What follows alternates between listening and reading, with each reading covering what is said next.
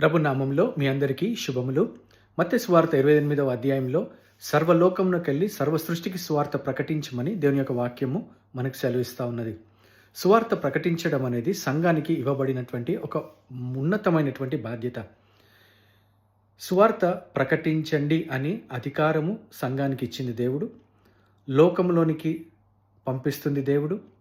మనలను మనుషులను పట్టు జాలర్లుగా చేస్తుంది దేవుడు. సువార్త ప్రకటించబడినప్పుడు అవతల వ్యక్తి యొక్క జీవితంలో ఉన్న పాపము గురించి కానీ, నీతి గురించి కానీ, తీర్పు గురించి కానీ ఒప్పింప చేసేది దేవుడు. వారి మనోనేత్రాలకు కలిగిన గుడ్డితనాన్ని తొలగించేది కూడా దేవుడే.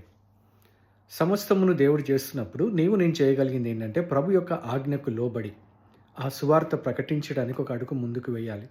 చాలామంది ఈ దినాల్లో సువార్త ప్రకటించడానికి భయము చేతనో, మనుషులు ఎక్కడ తిరస్కరిస్తారని, వ్యతిరేకిస్తారని, కొడతారని, చంపుతారని, బెదిరిస్తారని నానా రకాల కారణాలను బట్టి సువార్త ప్రకటించడం లేదు. పిల్లరా, దేవుని యొక్క సువార్త ప్రకటించడం అనేది సంఘానికి ఇవ్వబడినటువంటి ఒక బాధ్యత.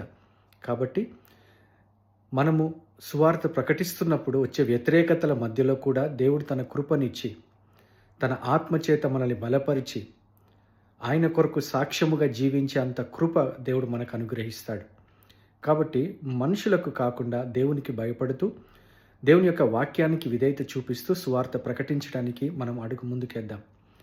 దేవుడి విషయంలో మనకు కృపనివ్వాలని, ఇది ఎవరిదో బాధ్యతగా ఎంచక ఇది సంఘం అంతటి బాధ్యత అని మనం ఎంచాలి. చాలామంది ఇది ఎవరో సేవకులు చేయాల్సిన పని అనుకుంటారు. కాదు, సువార్త ప్రకటించడం అనేది సంఘం అంతటి బాధ్యత. కాబట్టి దయచేసి ఈ విషయాలను ఆలోచించండి. సువార్త ప్రకటించడానికి నడుం కట్టి ప్రార్థన చేసి ఆత్మల రక్షణ కొరకు మనము పూనుకొందాం. దేవుని యొక్క వాగ్దానాల్లో ఒక వాగ్దానం ఏంటంటే, ఈ రాజ్య సువార్త సకల జనులకు సాక్షార్థముగా ప్రకటించబడును, అటు తర్వాత అంతం వస్తుంది.